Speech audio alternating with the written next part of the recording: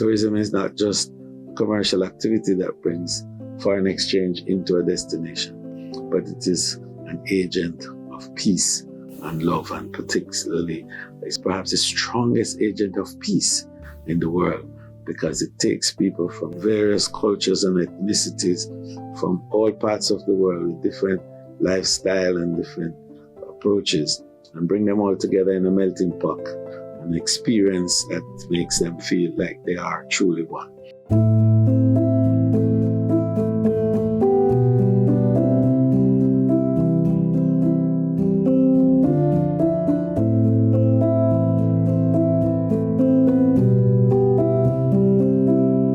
Tourism and peace. That's the theme for this year's World Tourism Day. Jamaica is weaving that same idea into Tourism Awareness Week 2024, adding, out of many, one love. This concept of tourism being a vehicle for peace is not a strange one. As the minister explains, having different people with different ideals coming together creates space for understanding and certainly respect to be forged. We as a people formed from different ethnic backgrounds certainly must learn this if we mean to live together in a harmonious manner. The image of Jamaica as being a melting pot of culture and ethnicity and strains of various types and diversity enables every visitor to see a piece of himself in Jamaica. And that's the message that we want to give. And this week, that message must resonate with strength.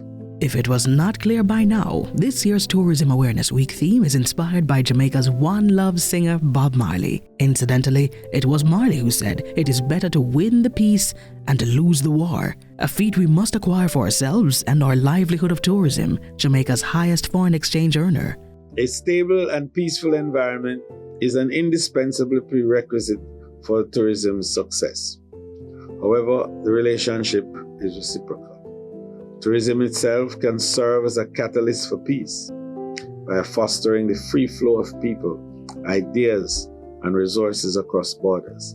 It can nurture a global community built on mutual respect and understanding. This annual worldwide movement of millions of people creates invaluable opportunities for cross-cultural exchange, allowing individuals to immerse themselves in different traditions, cuisine, languages, and lifestyles. This must first come by way of invitation, and an invite must always ensure safety.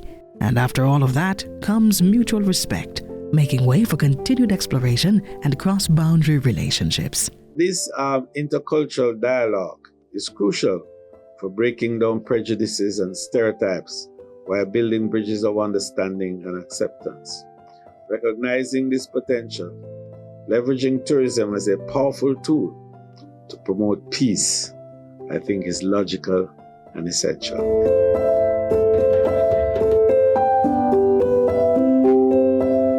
Peace is more than just the absence of conflict. It is harmony, acceptance, and mutual understanding.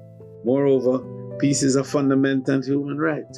Therefore, through tourism, let us change the world. Let us create a world where peace is not merely an aspiration, but a tangible reality. A world where we all get together and feel all right.